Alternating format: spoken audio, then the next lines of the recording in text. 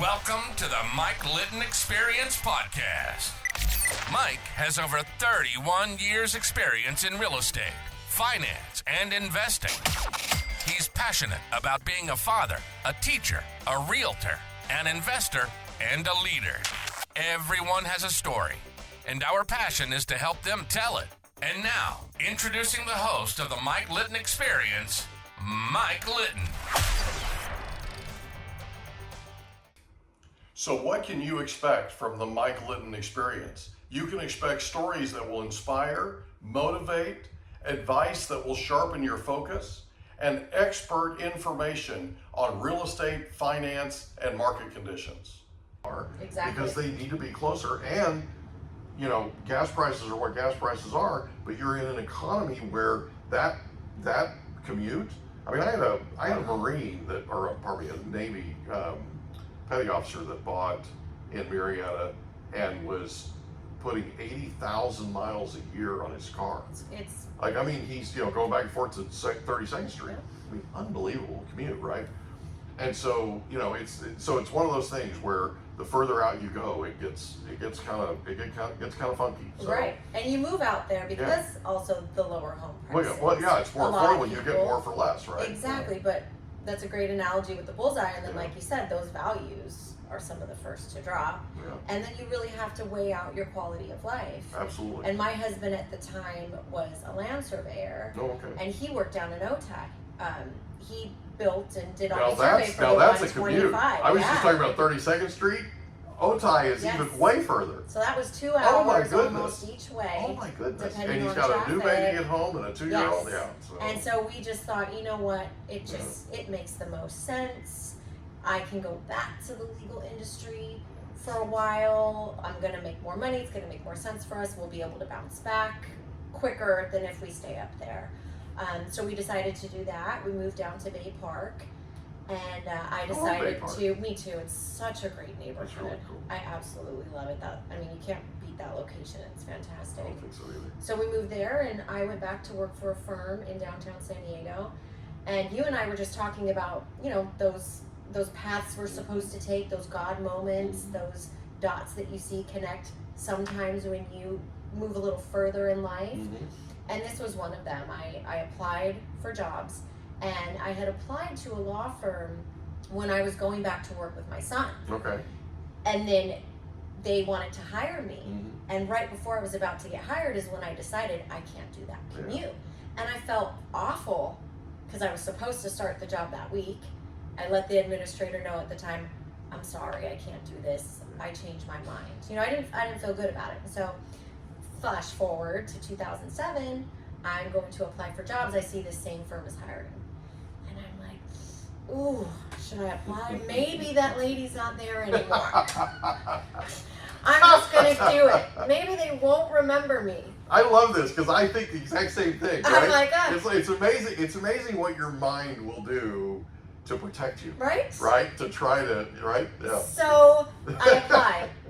I kid you not, 5 minutes after sending this email to apply, the woman, her name Same one. Yes, emails me and says, oh, Nicole, oh my gosh, I would love to hire you. Do you remember me? And I'm going, yep. Yeah.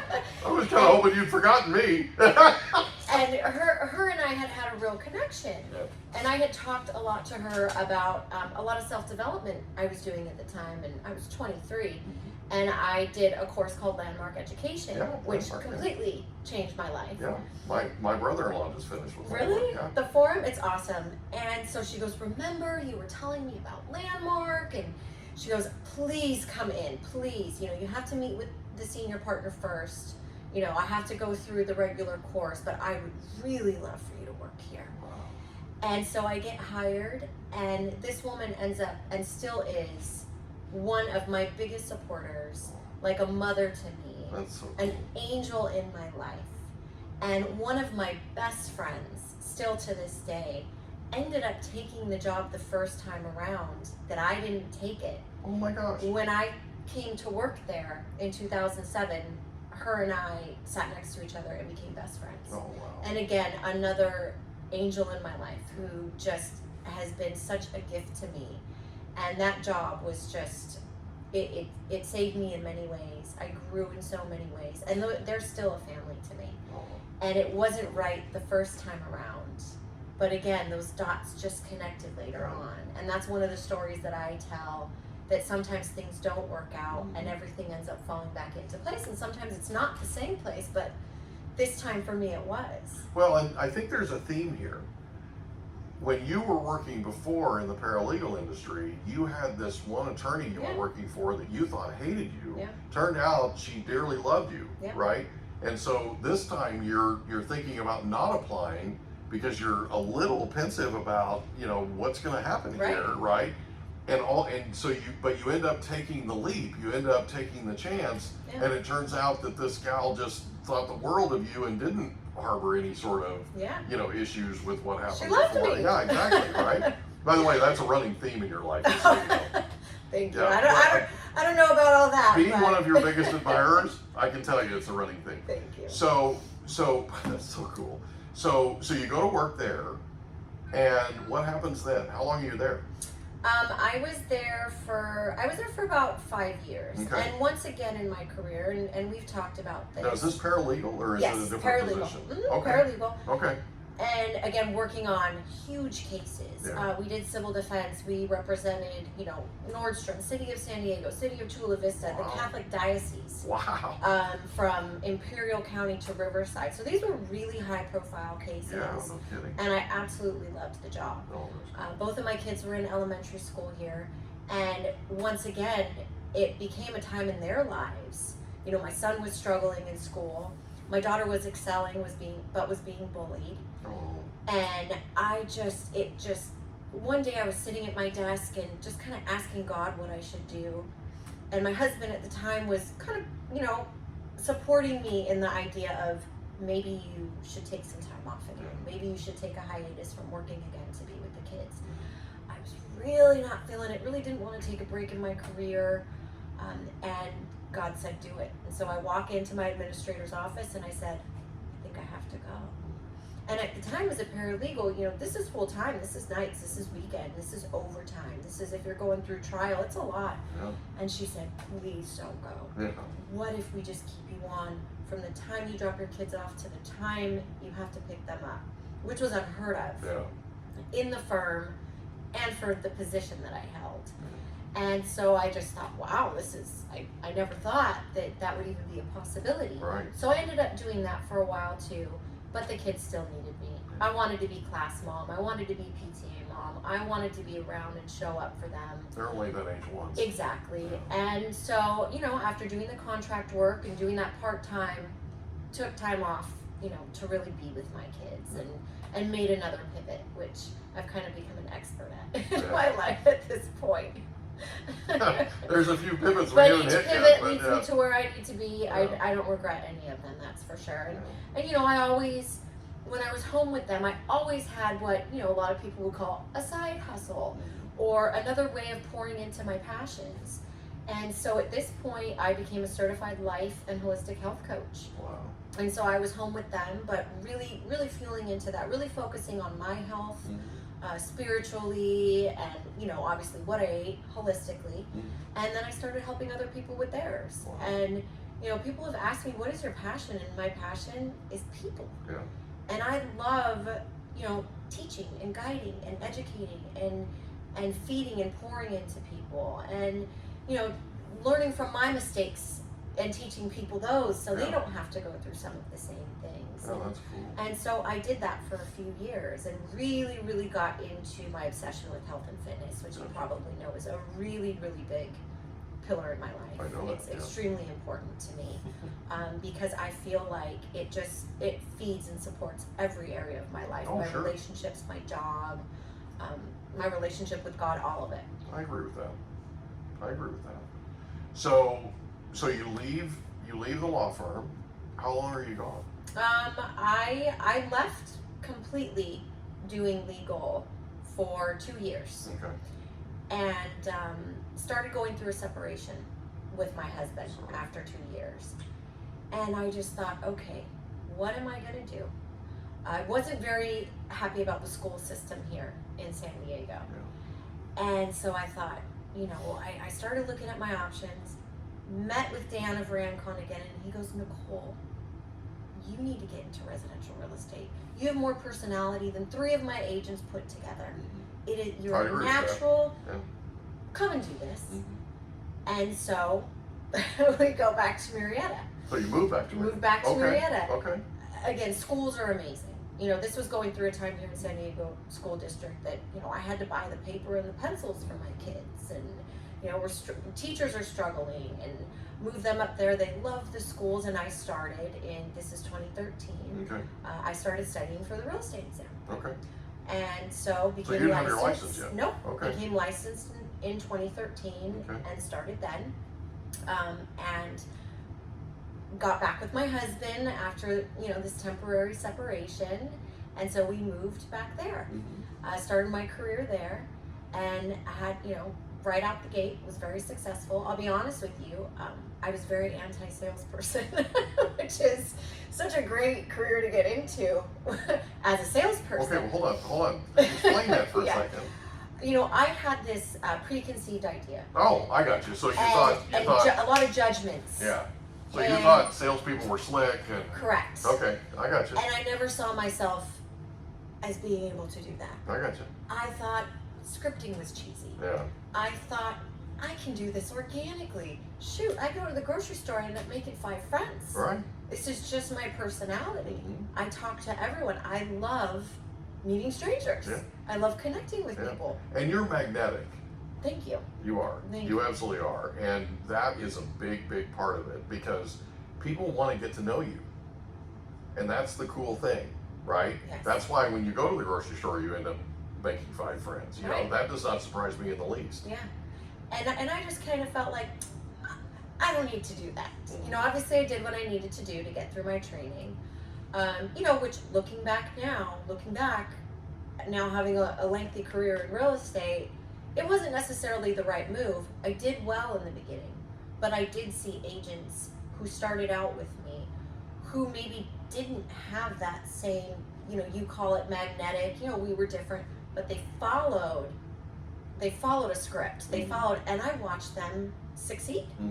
By doing these things that my broker at the time said, follow this and you'll do great.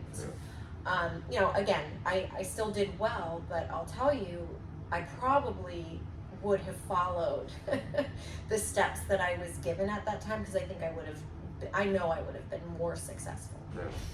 Well, I've been doing this for a while, right? Probably too long. And, I owned an office for 18 years. Yeah. I was the owner broker, and I took a lot of agents under my wing. I worked with a lot of new agents, and that preconceived notion of I'm not a salesperson and I don't like salespeople and that kind of thing, right? That was something that it takes some time to sort of hammer that out. Yeah. It takes some time to get to a place to where you understand, because I felt the exact same way. I never thought I would ever end up in sales. I was super fired up about real estate, but I never thought I'd end up in sales. And I ended up getting into, and this is not about me, but I ended up getting into reselling for Apple. Okay. I worked as a distributor for a software company that exclusively made Apple products. So it was Apple Macintosh, if you remember the Macintosh. I do. I was one of the top, I was in my early 20s, I was one of the top resellers in the nation with Apple because of this software company. And one of the things that they did that was unbelievably brilliant was they put me through Tony Robbins' Sales Mastery. Oh, love it. I love Tony. And I learned what sales really was. And it was, all of a sudden, it was like the light went on, right? And if I had it to do over again, I would put every single person that came to our brokerage through his Sales Mastery program. I would go to your brokerage just for that. Because it's literally, it literally changes fundamentally how you look at sales, how you look at the world, and how you look at your part in it. right? I can't agree more. Because it's, I mean, and I had never understood needs analysis. I had never understood most of what goes into sales. The only thing I ever remembered was when my parents bought a house, that realtor was terrible, and their lender was terrible, and my parents didn't know anything when it was all said and done, and it was like, they were real, almost amateurs when it came to real estate. And when I told them I was getting into the business, they just looked at me like I was from Mars or something. You're not really going to do sales, right? Because my parents and my grandparents all thought that I was going into law. Everybody expected me to become I was one of the top debaters in the nation. Nice. And so that basically, when you're in speech and debate like I was, you're going to end up, the path is you're going to end up in law school, you're going to end up in mock court competition, and that's just the way the path goes, right? And I did, I'm kind of a rebel without a clue, so I didn't end up doing all that, and I didn't want to be an attorney because I hadn't met one that I liked. Sounds like we have a lot in common. Yeah, so anyway, it's amazing. But, that preconceived notion of sales really hangs people up, and it takes time to get to a place where they start to understand that, realtors really aren't that, cheesy, slick, right? There are some, like in honestly. any industry. Exactly, in any industry, right? So you overcome that, and what happens? Yeah, and it was a limiting belief, right? It is. And probably one of the first ones I could really identify and recognize that I had. When in the grand scheme of things, I already was a salesperson. I was just so attached to this thought of authenticity, in feeling like this was forced.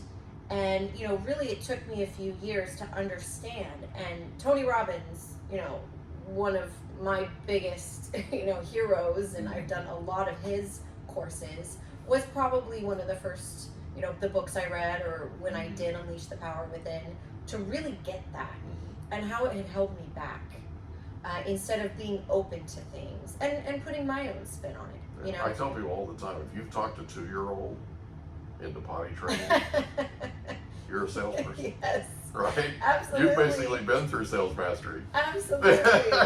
Yeah, and so I was able to really shift that limiting belief.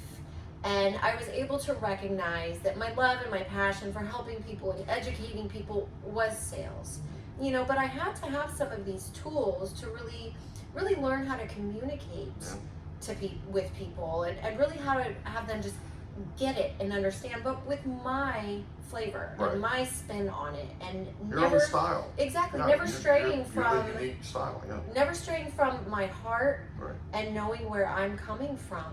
But obviously, in anything you need to improve, you need these tools. You can't just go out and do it on your own, especially if you have limiting beliefs. Correct. I agree. So I did really well for a few years, and I had a gentleman who owned his own hard money brokerage, reach out to me. We had done some deals together, and he said, I would love for you, to come on with me as an agent, and I would love to start teaching you how to be my right hand and how to put these deals together. And I just thought, yes, I love that. Putting together large scale fix and flips in Malibu, Hollywood Hills, La Jolla, meeting investors while still, having my real estate not really on the side, because I was still doing real estate sales, but yet learning another aspect of the industry. How long were you at Rancon? I was at Rancon for 4 years. Okay, and then you end up in hard money. Yes, and then I start doing that. And Rancon was kind of shifting at the time, and of course I had this loyalty to Mr. Stevenson, and he completely understood, and thought it was a really good idea for me to do. And so I did that, and really, expanded my network, and working on these larger projects and helping investors put them together, and doing, cross collateralization loans, putting, things I had never done, which I'm passionate about that, and learning and adding to my craft, and it's still in the real estate industry. And again, I made a lot of pivots, and I used to look at it like, oh gosh, kind of looks like I was disinterested in everything. But that's not the truth. I was interested in the big picture and learning as much as I could. Well, there's a lot that comes from putting a deal together. Yeah. Right? And the world that you're entering into that's different than what you were with at Rancon is you actually have some creativity that you Yes. can introduce. Exactly. Right? Cross-collateralization, all these different things that most people don't even realize people can do. Right. They don't even realize they're legal. Yeah. Right? Blanket mortgages, all that Yeah. kind of stuff, right? So yeah, that's kind of cool. The first one I did was 32 properties There you go. that we were doing for this guy, you know, and I like a challenge. Oh, sure. I like to be challenged. And so that was great. And really most importantly, I loved watching an old dilapidated home Yeah. become this Something of just value. exactly. Yeah. I loved that. I love transformation in multiple forms. So being able to see that was so exciting for me. And being able to see the wealth that these investors were creating for themselves really lit a fire in me. And so I absolutely loved it. I put together a few deals for an investor. We did one in Mission Hills here. We did one in La Jolla. And he came to me and he said, Nicole, I want to build a real estate empire. I want to build a real estate holding company, and eventually I want to do something in tech. And I think you would be the best person to build this with me. Wow. I'd love for you to come on, be my COO. I'd love for you to run the holding company That's cool. and help me build this out. And if you'll just believe in me, you know, I can't pay you much right now. You could obviously still do your real estate deals. I can't pay you a salary yet. He said, but I promise you, you know, this is going to be great for you. And really, really liked this guy, trusted him, believed in him. And I just said, okay. And Wow. so took the job, Good for you. holding company in Chula Vista. So I ran solar, turf, construction, mortgage, and we bought a brokerage, Wow. a Next Home brokerage. I don't know if you're familiar with Yep. Next Home. Yep. And I ran that, ended up hiring a team of 35 people. We went through our first round of raising capital. I helped him raise our first $3 million with investors. The entire company, their first language was Spanish. It was Oh. all Hispanics. I was, yet again, the only woman. Our investors were from Mexico. Yeah. I speak pretty decent Spanish, so I would put my pitch decks together and pitch them in Spanish, kind of Spanglish, but they appreciated it. Yeah. And we raised our first $3 million and started building it out and testing different ideas. And you may have heard of the company, but now it's Multitasker out of Chula Vista. Yeah. Okay. And I helped build that Wow. from the ground up. Good job. Yeah. And when COVID hit, things didn't go so great. Ended up leaving there, but it was a just huge accomplishment for me in my career. You know, again, running a team, building into a team, pouring into a team, and creating something from the ground up. Yeah. Also getting a lot more experience in solar, turf, construction, mortgage, and what it's like to run a brokerage. Yeah. So that was invaluable to me. Absolutely. And COVID hit, and I took the year off to be with my kids. I started our own curriculum from home. it went really well in the beginning. Yeah. They were into it. You know, Yeah. we had our Bible we read in the morning, our family workouts that we did together, the kids and I, transformational work, had them reading books. You know, a few months into it, they weren't so excited. Yeah. But we Well, were able to be. A few months into it, nobody I was excited, know. right?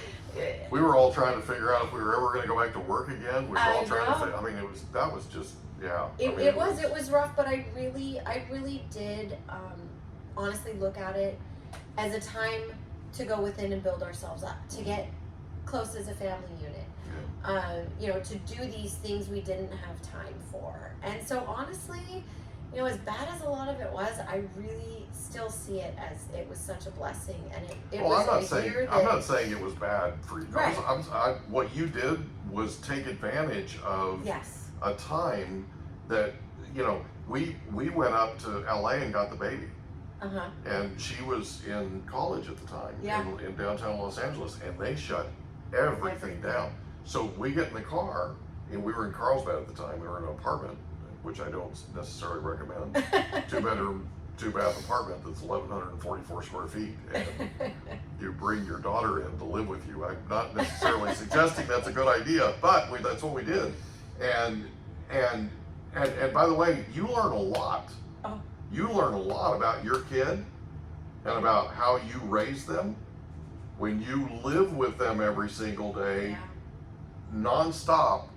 Everything's shut down. You can't go to restaurants, you can't go to gyms, there's nothing's open. Right? There were even times when they closed the beaches. Come on, right? And so you learn a lot about your kid when you... We hope you enjoyed another episode of the Mike Litton Experience. If you did, do us a favor, smash that subscribe button, tell your friends, family, and coworkers about our program, and wherever you get your podcasts, please leave us a rating. It helps us to connect with quality people just like you.